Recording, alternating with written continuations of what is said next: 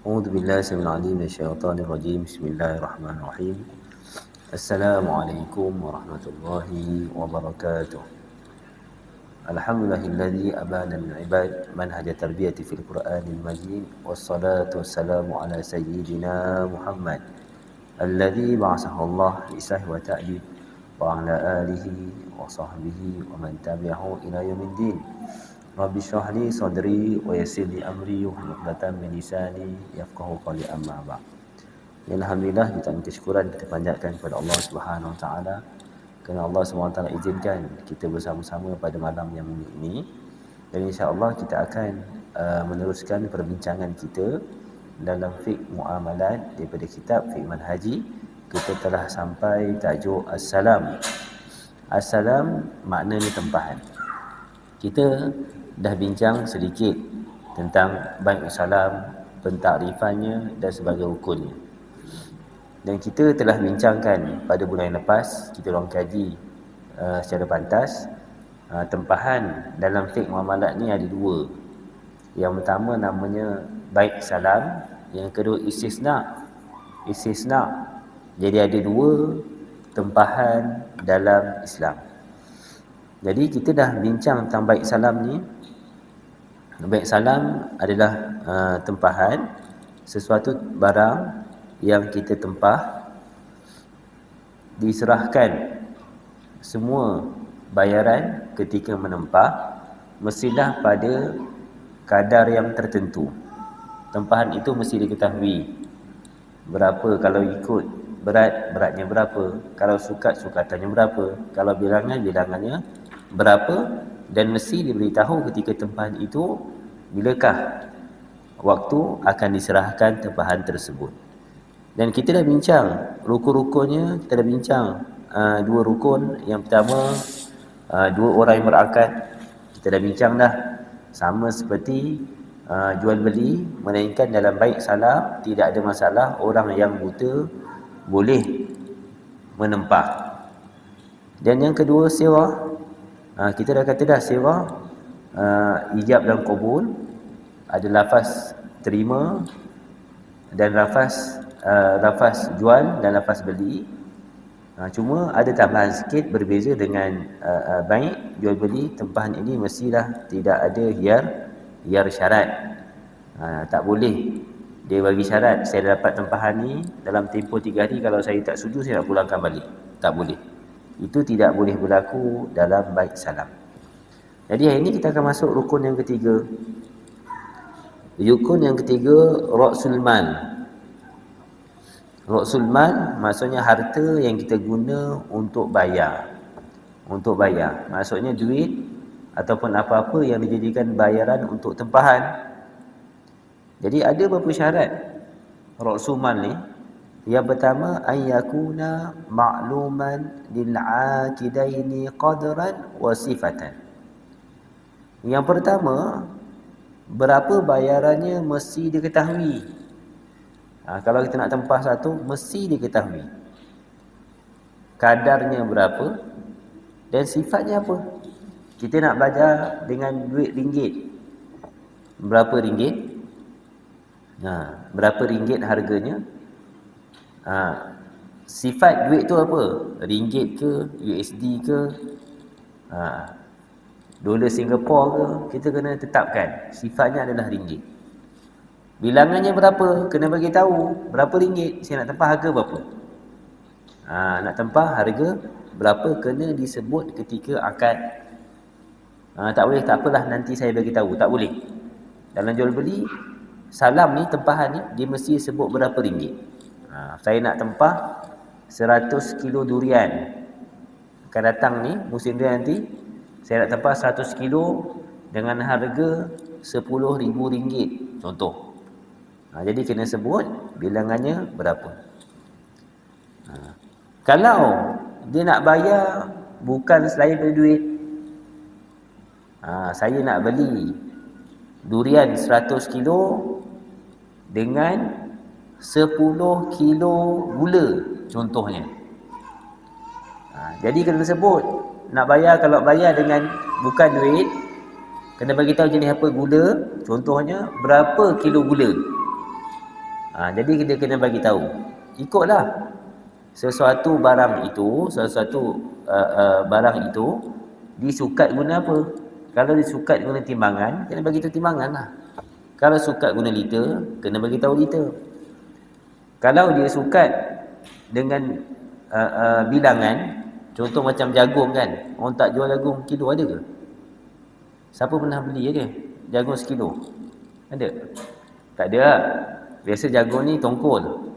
Biasa 1 tongkol, 2 tongkol, 3 tongkol. Itu dia kata dianggap jual dengan bilangan.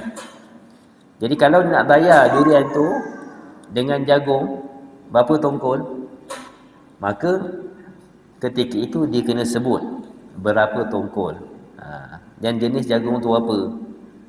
Sebab kalau saya bayar duit ni, nak bayar saya bayar duit banyak jenis. Gula ada banyak jenis. Saya nak bayar gula, saya nak bayar dengan beras banyak jenis. Beras yang mana? Kena sebut dengan jelas. Islam so kita sebut dengan jelas supaya tidak berlaku pergaduhan selepas itu. Supaya tidak berlaku pergaduhan selepas itu.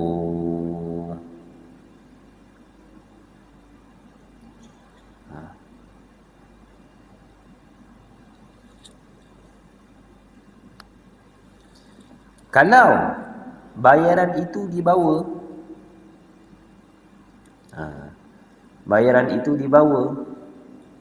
duit nak bayar tu dibawa satu kotak, satu peti duit dia buka. Ni saya nak bayar, saya nak beli, ni bayarannya. Saya nak tempah, ni bayaran duit. Walaupun dibawa, tetap juga kena bagi tahu kadar duit tu berapa. Tapi tidak disyaratkan terangkan jenis. Sebab apa? Sebab orang dah nampak dah duit tu. Ni ringgit. Macam tu juga kalau kita bawa beras, saya nak bayar pakai beras 1 lori. Tunjuk berasnya. Okey, orang nampak beras kan? Tak payah bagi tahu beras siam ke, beras Thailand ke, basmati ke, cukup dia tengok maka hukumnya sah. Jadi itu syarat bagi Ra'sul Mal. Yang pertama. Yang kedua, taslimu Ra'sil Mal min Rabbil Mal fi majlisil aqdi wa qabdil muslami ilaihi lahu. Jadi bila nak serahkan duit ni, dalam jual beli salam, tuan-tuan saya ulang banyak kali tuan-tuan, tempahan ni ada 2, satu salam, satu istisna. Dalam jual beli salam, tempahan mesti dibayar semua. Tempahan tu duit mesti dibayar semua sekali, tak boleh bayar deposit. Ini dalam baik salam ya. Dalam baik salam tak boleh deposit. Saya nak tempah durian 100 kilo. Harganya berapa? Harganya RM1,500. Masa akad tu mesti bayar semua. Kalau tak bayar semua, hukum tak sah. Dan baik salam ni tuan-tuan, dalam mazhab Syafi'i hanya ada baik salam sahaja. Adapun ulama-ulama Syafi'i kemudian sekarang ulama moden memasukkan baik istisna dalam mazhab Syafi'i. Kalau tidak dimasukkan baik istisna, nescaya jual beli kita banyak tak sah. Saya tanya tuan-tuan, kita duduk kedai makan, beli masakan panas, betul tak? Kita order nasi goreng, kita bayar dulu ke kita makan dulu? Makan dulu. Termasuk tak dalam jual beli tempahan tuan-tuan? Kita tempah makanan kan? Kita tempah makanan. Sebab tu sebagai ulama yang kuat dengan mazhab Syafi'i tak nak berubah. Saya mazhab Syafi'i. Jadi dia pergi kedai makan, dia akan bayar tu. Kalaulah ulama Syafi'i zaman moden berkeras, tak ada. Kalau tu tak sah, habis semua tuan-tuan. Berapa banyak dosa kita buat, betul tak? Jadi sebab itulah ulama Syafi'i terima juga yang terkemudian ini, seperti dalam fiqh Haji, mereka memasukkan baik istisna. Istisna bisad dengan sad. Istisna. Kalau tuan-tuan buka kitab-kitab fiqh Syafi'i yang lama, jual beli ini tidak ada. Yang ada hanyalah salam. Jadi kalau tuan-tuan nak keluar daripada khilaf, kalau keluar kita sendiri, kita pegang kita sendiri. Jangan kita paksa orang. Sebab ulama dah fatwa boleh, tiba-tiba kita pula yang berkeras. Kalau kita nak khuruj minal khilaf, yang paling aula adalah khuruj minal khilaf. Yang paling bagus kita keluar daripada khilaf. Kalau nak keluar daripada khilaf, pergi kedai makan, bayar dulu baru makan. Bayar dulu baru makan. Maka ini tidak ada masalah dalam apa pun mazhab. Tak jadi masalah. Jadi tapi jangan kita melazimkan orang. Ada orang dia ada masalah. Dia ada masalah. Masalah dia apa? Dia suka buat benda yang keluar daripada khilaf. Tapi dia melazimkan orang. Dia mewajibkan orang supaya buat benda yang sama. Itu tak betul tuan-tuan, dan tak boleh. Mana boleh kita mewajibkan orang buat benda yang sama? Kita-kita je lah. Bila benda tu ada kelapangan, ulama kita bagi, benarkan dan sebagainya, ada percanggahan, maka kita benarkan, maka kita kena berlapang dada. Kita tak boleh paksa orang. Ni mesti macam ni. Ni kena macam ni. Ada orang macam tu ya. Kalau musafir dipaksa orang buat 4 rakaat. Sebab apa? Sebab ada khilaf. Sebagian mazhab kata tidak ada qasar. Sembahyang mesti 4 rakaat. Jadi dia pun mewajibkan orang, kita sembahyang 4 rakaat lah untuk keluar dari khilaf. Tak boleh. Untuk diri kita sendiri tak apa ya. Tidak mengapa.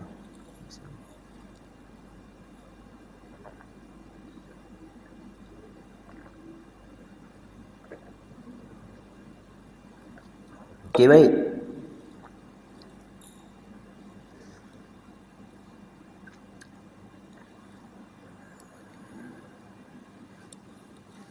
Rukun yang keempat, al-muslamu fi.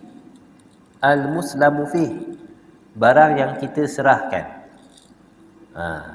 Tadi kan ada barang, ada duit, kemudian barang apa yang dibeli. Okey. Dia juga ada beberapa syarat. Syarat yang pertama, ayyakuna mimma yumkinu dhabtuhu bil wasfi alladhi tahtalifu bihi al-aghrad.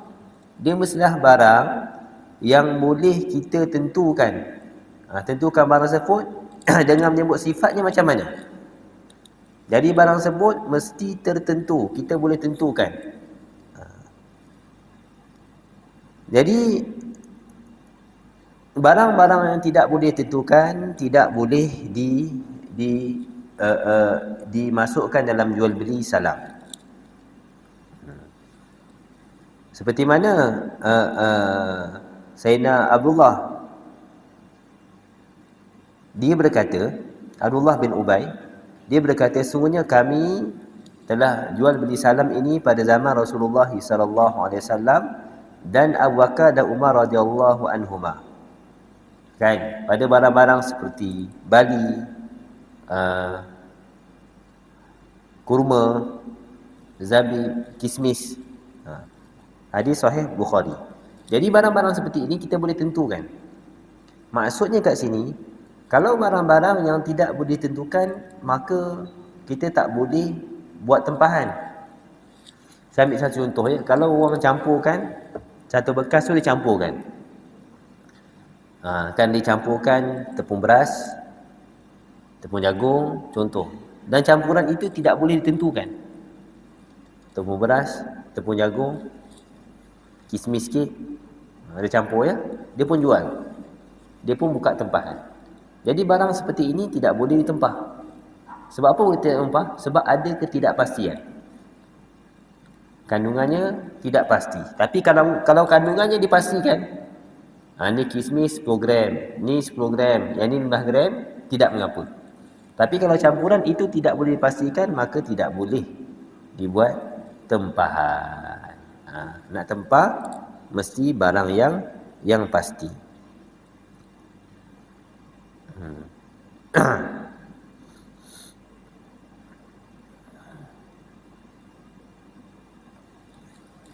Dan termasuk dalam perkara wa yadkhulu fi ma la yanḍabit wa la yasihu salam fi kullu ma athara fihi an-nar syai'an au qaliyan au tabhan.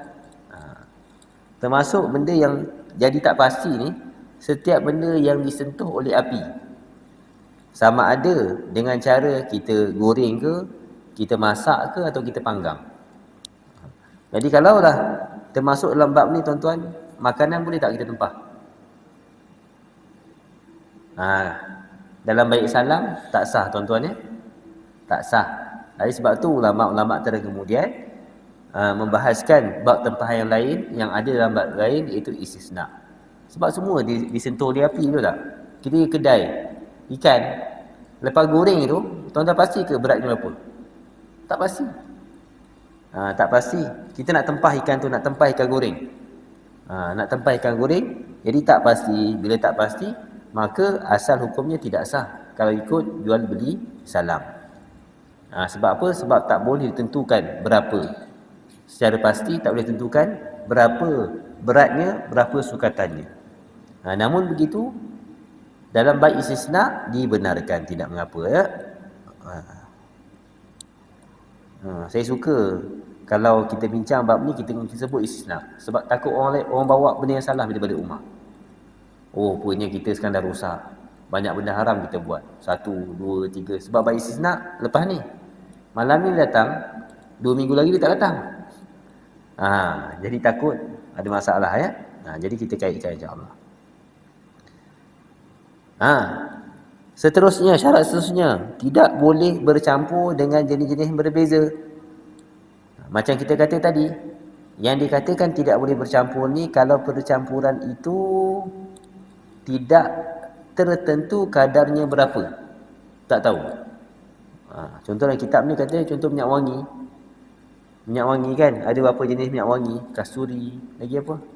Saya tak pandai minyak wangi ni. Katalah ada 2-3 minyak wangi. Campur. Kalau campuran ni pasti berapa? Ni 2 ml, ni 3 ml, ni 4 ml contoh. Campur. Tidak mengapa. Tapi kalau campuran itu tidak pasti, maka tidak boleh dibuat jual beli tempahan. Tak boleh ambil tempahan. Jadi begitu. Seterusnya, ayakuna maqduran ala taslimihi. Secara adatnya kita boleh serahkan. Macam mana kita tahu secara adatnya kita boleh serahkan? Sebab kebiasaannya paling kurang hasil kita macam tu. Contoh, kita ada kebun durian. Secara adatnya kebun durian kita satu kali musim paling sikit 300 kilo. Tahun ni 350 kilo. Tahun depan tahun ni 350 kilo. Tahun lepas 400 kilo. Tahun sebelum tu 320 kilo. Sebelum tu lagi 500 kilo. Maksudnya paling sikit 300 kilo. Jadi kita boleh buka tempahan sebanyak 300 kilo. Secara adatnya kita boleh serahkan pada musimnya sebanyak 300 kilo. Jadi kita boleh buat tempahan sebanyak 300 kilo. Itu tidak jadi masalah. Yang jadi masalah sebelum ni kita bincang apa? Kalau tempahan tersebut atau kita panggil, istilah kita biasa panggil pajak pokok. Sebab tak tertentu. Kita hanya bayar pokok, satu pokok 1,000. 10 pokok 10,000. 1,000 tu berapa kilo buah? Tak pasti, tak boleh. Tapi kalau tempahan ikut kilo, tidak mengapa, sebab pasti tidak menimbulkan pergaduhan. Cuma katalah kalau tiba-tiba datang musibah. Kita dah tempah dah ni. Dah tempah, tiba-tiba datang musibah. Contoh hujan dan sebagainya, pokok tumbang, kan? Pokok tumbang, jadi pokok tak buah. Bulan tahun tu tak ada buah. Jadi ketika itu tak ada masalah, sebab kita tempah, tempahan kita tak dapat, kita boleh dapatkan balik duit kita. Tapi kalau pajak pokok masalah. Dah pajak target 100 kilo, tiba-tiba dapat 50 kilo je. Jadi masalah, boleh timbulkan pergaduhan. Okey. Seterusnya, ayyakunal muslamu fihi dainan.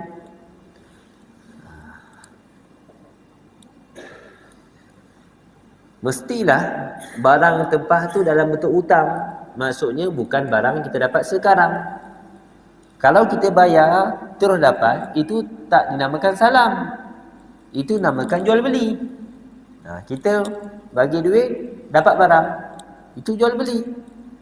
Contoh macam tempahan tadi contoh.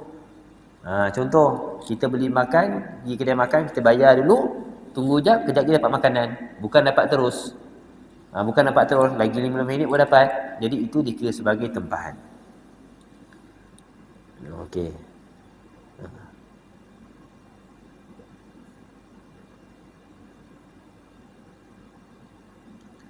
Kalau walau aslama fima yaglibu wujuduhu falam yatawaffar inda hululi waqti al-istiqa lam yanfasihi al-aqd bal yukhayir muslim sahib al-mal baina an tadira hatta yatawaffar al-muslamu fi wa baina an yafsaha al-aqda wa yastaridda ra's al-mal alladhi dafa'ahu duna ziyadatin aw nuqsan.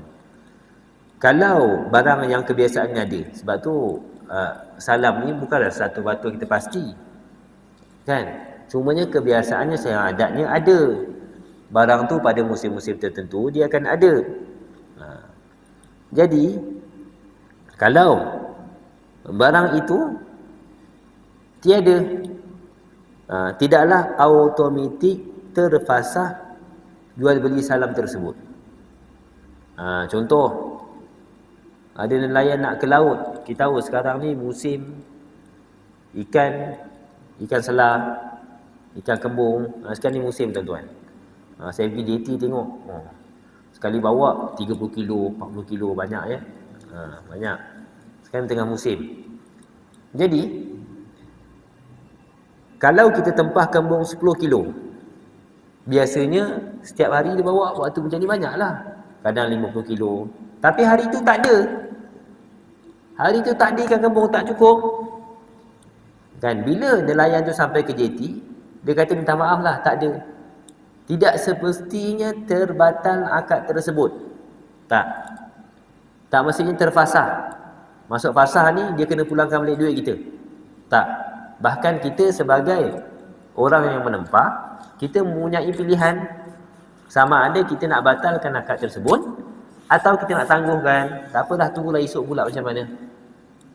Ini ada berapa? 5 kilo. Tak apalah, saya simpan 5 kilo, tengok esok ada berapa. Cukupkanlah 10 kilo. Contoh. Jadi kalau begitu, kuasa adalah di tangan orang yang menempah, sama ada nak teruskan tempahan tersebut atau nak batalkan tempahan tersebut.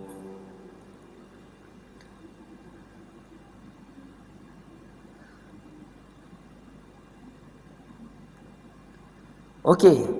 Seterusnya, ditentukan tarikh. Banyak syarat salam ni ya. Kalau kita bezakan dengan tempahan-tempahan yang kita buat sekarang, rasa banyak tak sah, betul tak? Kalau guna akad salam tak sah. Kalau guna akad salam tak sah. Masuklah beli kereta. Kereta ada satu tarikh pasti ke dapat bila? Tak, anggaran. Mungkin hujung bulan tu kot. Telefon macam ni, kereta saya ada ke? Tak maaf lah, tak dapat lagi. Mungkin hujung bulan depan. Kan? Jadi tak ada satu tarikh yang pasti.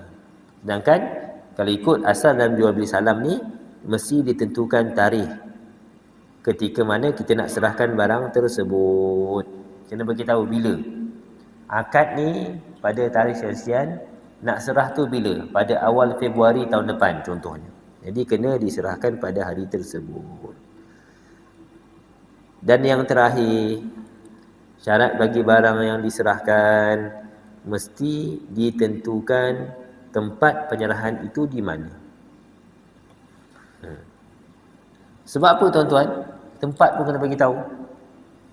Sebab tempat ni kalau berbeza tempat, boleh menyebabkan pergaduhan. Saya tempah kita dekat Kuala Lumpur, orang kat Kuala Lumpur, kan? Okey, bila dapat? 1 Januari tahun depan. Awal tahun baru je dapat, insya-Allah. Dia telefon macam ni, kereta saya ada. Bila nak hantar dekat Kuantan? Saya tanya dia. Jadi penjual tu kata, saya tak janji pun hantar Kuantan. Tuan datanglah ke sini. Jadi akan menyebabkan pergaduhan. Sebab tempat ini melibatkan kos. Semakin jauh semakin banyak kos. Jadi masa tempahan itu kena dipastikan betul-betul di manakah tempat nak diserahkan barang tersebut. Supaya tidak berlaku pergaduhan. Sebab kadang-kadang perpindahan barang ini, kadang selalunya perpindahan ini ada nafkah. Ada nafkah, ada nafkah, ada belanja yang kita kena keluar untuk sampaikan barang ke suatu tempat. Jadi macam tu. Kalau hilah macam mana? Dah beli barang barulah timbul, dia tak janji. Macam mana kalau tak berjanji? Kemudian bergaduh. Kalau ada hakim, orang angkat masalah ni, ada hakim kan, angkat masalah ni pada hakim, bagi tahu hakim ada masalah sekian, ada masalah, kami dah beli tapi dia tak nak hantar tempat saya. Penjual pula kata, "Dak, saya tak berjanji pun nak hantar." Jadi nak buat macam mana tuan-tuan? Kalau ada khilaf, maka ikut urufnya macam mana? Kebiasaannya macam mana? Macam kereta. Kebiasaannya kereta ni orang hantar ke tak hantar? Tak tahu ya. Kita bukan biasa, saya tak biasa beli kereta. Biasa kereta ni orang hantar sampai depan rumah ke atau ambil kat kedai? Jadi kalau gaduh, tengok. Katalah urufnya orang ambil kat kedai. Jadi waktu tu kena ikut uruf. Kebiasaan ambil kedai, maka kat kedai. Kalau tempah makanan, biasanya kita tempah makanan, kita ambil kat rumah orang ke orang hantar kat tempat kita? Hari nak hantar makanan tu gaduh. Tuan, makanan siap ya, boleh ambil kat rumah? Bukan hantar ke? Kan biasa kita order kat masjid, orang hantar. Tiba-tiba penjual kata, minta maaf, tuan, makanan siap, boleh ambil kat rumah? Bukan hantar ke? Gaduh. Jadi pergi masjid, jumpa imam masjid, imam kena putuskan. Gaduh. Jadi imam kena putuskan berdasarkan adat. Adatnya biasanya kat Malaysia ni kalau tempah orang hantar ke rumah. Melainkan kalau disebut kena ambil sendiri. Jadi waktu tu kena hantar. Dia akan berdasarkan uruf. Okey, baik. Jadi selesai bab salam. Jadi kita akan berpindah bab kedua, tempahan juga aqdul istisna. Istisna. Kita dah terangkan secara ringkas sebelum ni. Apa dia istisna? Jadi istisna tu apa? Wa huwa ayatluba insanun mimma lahu sun'ah ay yasna'a lahu syai'an mimma lahu alaqah bi sin'atihi ala wahdin mahsus wa takunu ma la tasin'ah min as-sani'. Seseorang minta daripada orang lain untuk buatkan sesuatu. Sesuatu yang berkaitan dengan kemahiran dia dulu buat apa? Dalam bentuk yang khusus. Dan material apa yang dibuat tu adalah daripada orang yang menerima tempahan tersebut. Maksudnya kita minta orang buat. Tadi kita tempah. Ini kita minta orang buat. Contoh, dia berikan contoh sini. Contohnya, kita minta daripada tukang kasut untuk buatkan kita kasut tertentu. Kasut tertentu daripada kulit tertentu contohnya. Jadi tukang kasut tu buatkan untuk kita, jadi dia anggap kita minta dia buat. Jadi ini adalah bab istisna. Jadi sebenarnya tuan-tuan, kalau kita terjemah bahasa Melayu, tak ada beza pun antara salam dan istisna ni. Cuma salam ni dua-dua kita terjemah sebagai tempahan. Cuma salam ni tuan-tuan, kalau kita boleh buat sedikit bezaan, salam ni tempahan barang yang tidak berubah. Barang asal biasanya. Contoh macam kita nak tempah beras. Beras yang tidak berubah. Istisna ni yang sudah diubah. Daripada beras diubah jadi makanan. Makanan kan? Makanan. Jadi makanan nasi tu dah dimasak daripada beras. Kita minta dia buatkan nasi. Jadi dianggap sebagai, dinamakan sebagai bai al-istisna. Jadi ini zaman sekarang banyak digunakan bai istisna. Contoh kita minta orang buat rumah, kita minta orang buat rak, kita minta orang buat garaj, kita minta orang buat meja dan sebagainya. Jadi semuanya namakan sebagai istisna. Okey.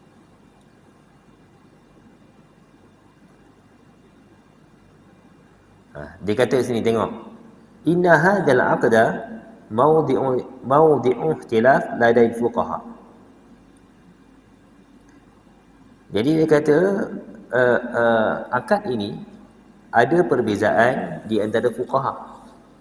Tuan-tuan, kita baca fiqh mazhab Syafi'i. Kita baca fiqh mazhab Syafi'i, fiqh Manhaji. Kenapa tiba-tiba sebut ada khilaf dalam kalangan fuqaha? Sedangkan tuan-tuan, dalam fiqh ni hampir semua tajuk ada khilaf. Susah kita nak jumpa satu tajuk yang ulama memang sepakat tak ada khilaf. Tak ada. Sembayang ada khilaf. Bacaan dan sembayang. Sembayang bacaan apa ada khilaf?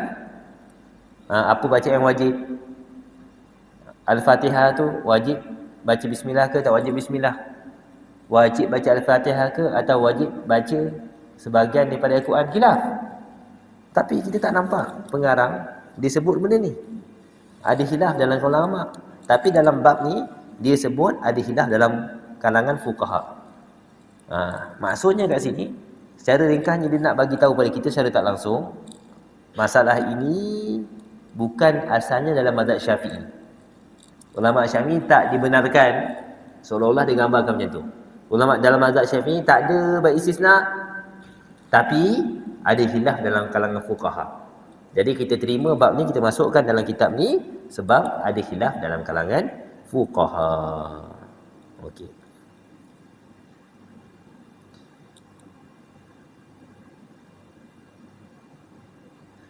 Jadi dia kata, yang pertama, masalah kalaulah jual beli tempahan ni bertepatan, istisna ni, tempahan istisna ni bertepatan dengan salam.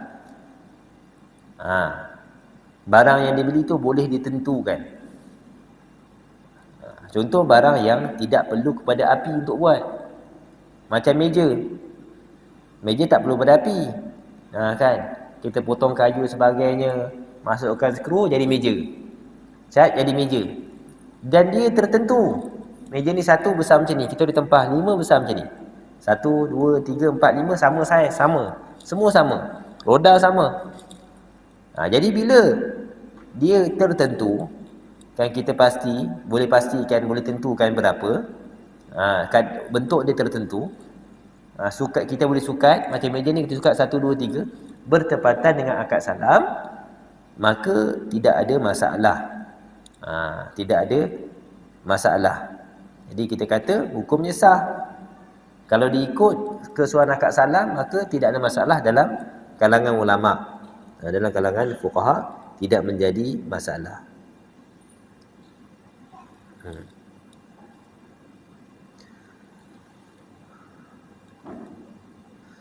Tapi kalau tidak menepati syarat-syarat salam tadi, apa yang selalu tak tepati tuan-tuan? Syarat salam, syarat tempahan tadi apa? Tempahan ni tuan-tuan kita bagi tadi syarat dia, duit tu kena serahkan semua. Ada tak sekarang ni kita tempah apa-apa kita serah duit semua? Tak ada. Biasa tempah kita bayar deposit tu. Adalah jarang-jarang lah orang tempah bayar semua. Biasa orang tempah orang bayar deposit tu berapa? Deposit berapa? Dia tak bayar semua. Jadi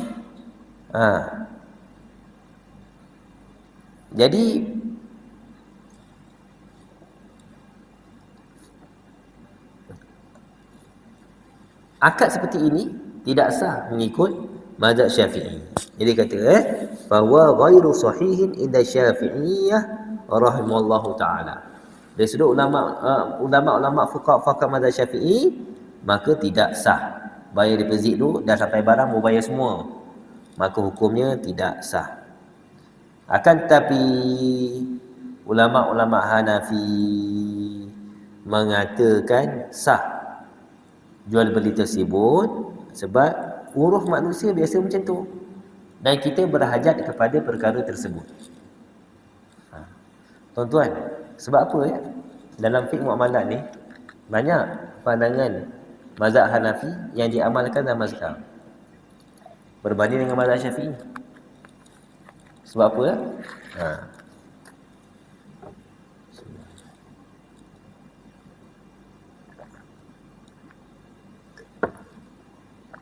Sebab pandangan mazhab Hanafi lebih banyak diamalkan berbanding mazhab Syafi'i. Sebab Imam Hanafi dia adalah seorang peniaga. Jadi dia memang peniaga. Dia memang peniaga tu, bukan dia jadikan peniaga ni sambilan, tak, memang kerja dia peniaga. Imam Hanafi kerja dia peniaga. Jadi dia terlibat secara langsung dalam perniagaan.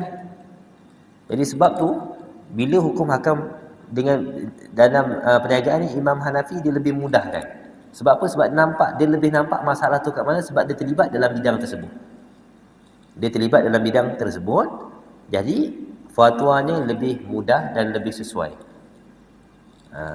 Setiap imam ni dia ada kekuatan, tuan-tuan. Contoh Imam Asy-Syafi'i radhiyallahu anhu. Kalau ada khilaf berkaitan bahasa, biasanya kita tengok bila ulama kita buat perbandingan, kan? Buat perbandingan nak tentukan mana pandangan yang lebih tepat. Kebanyakannya pandangan Imam Syafi'i lebih tepat. Sebab apa? Sebab Imam Syafi'i, tuan-tuan, dia belajar bahasa Arab 10 tahun. Duduk dekat kampung belajar bahasa Arab. Orang Arab duduk kampung 10 tahun belajar bahasa Arab. Jadi kemahiran dia dalam tu lebih tinggi. Jadi sebab tu dalam masalah berkaitan dengan bahasa sebagainya, mazhab Syafi'i. Dalam masalah ibadat, mazhab Syafi'i lebih teliti berbanding mazhab-mazhab yang lain kalau kita pandang secara keseluruhan. Jadi begitu. Tapi sungguh pun mazhab Syafi'i, mazhab Hanafi membenarkan, ulama-ulama Hanafi membenarkan jual beli istisna ni tempahan yang tidak mengikut syarat salam. Dia kata dengan syarat syaritatan ayyubayyana fil aqdi ma yazilu anil mustasna al jahala al mufdiyah ila tanazu' bainal muta'aqidaini ka an tadhkura madatas san'i wa masdariha wa sifatiha wa qadriha wa ma ila dhalik. Sungguh pun dibenarkan, tapi dia juga tetap syaratkan mesti diterangkan ketika akad perkara-perkara yang boleh menghilangkan jahalah, kejahilan. Benda yang tak tahu, benda tak pasti kena terangkan. Contoh macam ikan, kena beritahu ikan ni ikan fresh ke ikan lama. Kalau adat kat tempat tu ikan fresh, adat kata ikan fresh, kena beritahu ikan apa, jenis apa, masak apa, kena beritahu ya. Dan kadang-kadang masalah kita sekarang kan, salah apa ya? Kalau masakan tu secara adatnya begitu, tapi kita buat dengan cara yang lain, kita juga dianggap sebagai menipu. Ambil contoh, tuan-tuan. Ambil contoh ya, paprik, tuan-tuan, paprik. Paprik ni biasa buat dengan apa? Biasa ni. Paprik ni buat dengan cili kering, tuan-tuan. Cili kering, kemudian sos tiram. Itu bahan asas dia lah. Selain barang-barang yang lain. Tapi malangnya sekarang, tuan-tuan, sekarang orang dah ubah paprik ni. Dia pakai sos. Jadi kalau orang semua terbiasa pakai sos, adat tidak mengapa. Lebih malang daripada tu, tuan-tuan, ada yang pakai pewarna. Tuan-tuan pernah rasa? Saya pernah beli paprik, tuan-tuan, daging paprik warna je. Letak garam sikit, letak perasa sikit, dia letak warna merah. Jadi bila kita tuang atas apa, tanah nasi tu, merah nasi kita. Jadi saya tanya, Assalamualaikum, minta maaf saya nak tanya sikit. Ni paprik ke? Ya, ni paprik. Buat pakai apa, bang? Sebab nasi saya merah betul ni. Merah betul ni. Ni bukan campur warna ke? Dah. Kita pakai sos apa semua. Sos apa warna macam ni? Dia tak jawab Tapi tak apalah, kita bayarlah. Cuba kita nak bagi tahu perbuatan macam tu dosa dia anggap sebagai menipu. Dia anggap sebagai menipu. Contoh, kalaulah teh. Kalaulah kat Malaysia ni teh biasa pakai susu betul. Kan ada susu kita kan daripada kelapa sawit. Kan? Kalaulah kat Malaysia ni dia memang pakai susu betul. Tiba-tiba ada satu kedai dia pakai susu kelapa sawit, jadi dia berdosa. Sebab apa? Sebab adatnya teh tarik tu dengan susu betul. Kalau buat pakai susu sawit, tapi sebab sekarang semua dah biasa pakai sawit, kita semua faham, tidak mengapa. Jadi kalau dia buat yang lain, dia kena terangkan. Jadi seperti mana mazhab al-Imam Al-Hanafi radhiyallahu anhu, walaupun dia meringankan, dia kata boleh, tak apa, tak bayar dulu pun tak apa, tapi disyaratkan mesti terangkan barang ni pada apa yang boleh menyebab pergaduhan mesti terang, supaya tidak berlaku pergaduhan selepas jual beli. Okay, saya rasa cukup setakat ni. Aku qauli hadza wa astaghfirullah li wa lakum. Assalamualaikum warahmatullahi wabarakatuh.